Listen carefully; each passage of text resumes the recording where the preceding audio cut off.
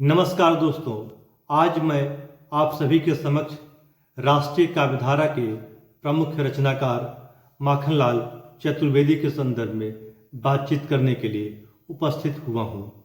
राष्ट्रीय काव्यधारा छायावाद के समानांतर चलने वाली हिंदी साहित्य की एक महत्वपूर्ण काव्यधारा है और माखनलाल चतुर्वेदी इसके महत्वपूर्ण रचनाकार हैं। माखनलाल चतुर्वेदी के व्यक्तित्व में देश प्रेम की भावना कूट कूट कर भरी हुई थी, जिसके लिए इन्हें असहयोग आंदोलन के समय जेल तक जाना पड़ता है। माखनलाल चतुर्वेदी की कविताओं के संदर्भ बात करें तो इन्होंने 1943 में हिम किरीटिनी, 1949 में हिम तरंगिनी, 1951 में माता, 1956 में युगचरण, 1956 में ही समर्पण, 1960 में वेणुलो गुंजे धरा, 1963 में मरण ज्वार, 1964 में बिजुरी काजर आंच रही और 1981 में धूम्रवलय नामक काव्य संकलनों का प्रकाशन किया। 1955 में इन्हें हिम तरंगिनी के लिए साहित्य अकादमी पुरस्कार से नवाजा जाता है, जो इनके लिए एक महत्वपूर्ण साहित्यिक उपलब्धि रही है। 1921 में बिलासपुर सेंट्रल जेल में इनके द्वारा लिखी गई पुष्प की अभिलाषा इनके राष्ट्रीय भावना की तस्वीर प्रस्तुत करती है। इस कविता के माध्यम से वह अपने देश के जवानों की होने वाले बलिदान की भावना को रेखांकित करते हैं और एक पुष्प के माध्यम से अपने देश प्रेम के भाव को प्रकट करते हैं।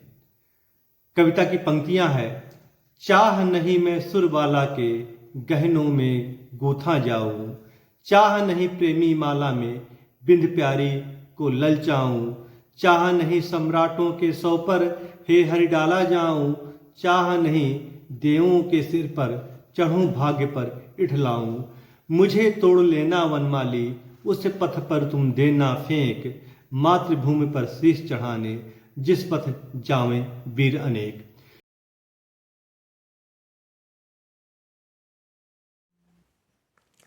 आइए चलते हैं विवेच कविता के भावार्थ की ओर। विवेच कविता में एक भारतीय आत्मा नाम से मशहूर हिंदी के क्रांतिकारी कवि माखनलाल चतुर्वेदी अपने राष्ट्रीय भावना की अभिव्यक्ति के लिए एक पुष्प को माध्यम बनाते हैं और कहते हैं कि चाह नहीं मैं सुरबाला के गहनों में गूथा जाऊं, चाह नहीं प्रेमी माला में बिंद प्यारी को ललचाऊं। एक पुष्प अपनी कामना व्यक्त करते हुए कहता है कि मेरी इच्छा देवांगनाओं या देवलोक की स्त्रियों के गहनों में गुंथकर उनकी शोभा बढ़ाने की नहीं है। जैसा कि हम सभी जानते हैं, अप्सराओं के द्वारा धारण किए जाने वाले आभूषण अत्यंत ही बेशकीमती और सुंदर होते हैं। इसके बावजूद पुष्प उन आभूषणों की श्रेणी में अपने को सम्मिलित नहीं करना चाहता। चाह नहीं प्रेमी माला में बिंद प्यारी को ललचाऊं। किसी भी सुंदर स्त्री या प्रेमिका के लिए पुष्पों की माला अत्यंत ही महत्वपूर्ण होती है और प्रेमिका इसको प्राप्त करके अत्यंत प्रसन्न होती है और प्रेमी इसे अपनी प्रेमिका को खुश करने के लिए भेंट करता है। प्रेमी प्रेमिका के मध्य यह माला उसके सम्मिलन और अस्थायी प्रेम का प्रतीक है। इसके बावजूद भी पुष्प ऐसी माला में बंधकर किसी प्रेमी की प्रेमिका को प्रसन्नचित्त करने की कामना नहीं रखता। आगे वह कहता है कि चाह नहीं सम्राटों के सौ पर हे हर डाला जाऊं, चाह नहीं देवों के सिर पर चढ़ूं भाग्य पर इठलाऊं। किसी भी राज्य का शासक राज्य का सर्वोच्च और शक्तिशाली पुरुष माना जाता है।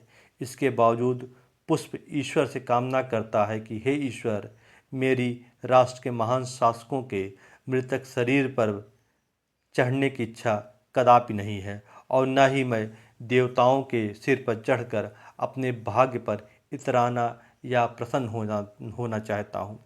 वह अपनी राष्ट्रीय भावना की अभिव्यक्ति करते हुए कहता है कि मुझे तोड़ लेना वनमाली, उस पथ पर तुम देना फेंक, मातृभूमि पर शीश चढ़ाने जिस पथ जावे वीर अनेक। वह कहता है कि वह माली या बागबान से काम ना करते हुए निवेदन करते हुए कहता है कि हे माली, मुझे तोड़कर तुम उस रास्ते पर फेंकना जिस रास्ते से हमारे वीर सपूत देश पर कुर्बान होने के लिए जाते हैं। मातृभूमि की सेवा ही सच्ची सेवा है, और जब देश के वीर जवान देश की सुरक्षा के लिए जिस रास्ते से गुजरते हैं उसी रास्ते पर मुझे बिछा देना। कवि का मानना है कि देश की सेवा से बढ़कर कोई दूसरी सेवा नहीं हो सकती, और यह अत्यंत ही महत्वपूर्ण कार्य है। विवेच कविता की भाषा अत्यंत ही सरल, सरस और सुबोध है। इसके साथ ही यह पाठकों के हृदय में देश की भावना जागृत करती हुई देश के प्रति उनके कर्तव्य का बोध कराती है, और यह हिंदी साहित्य की अनुपम निधि है जो हमारे बच्चों, छात्रों और युवाओं के बीच देश प्रेम की भावना जगाती है। आप सभी ने सुना, इसके लिए आप सभी का बहुत बहुत धन्यवाद, बहुत बहुत शुक्रिया।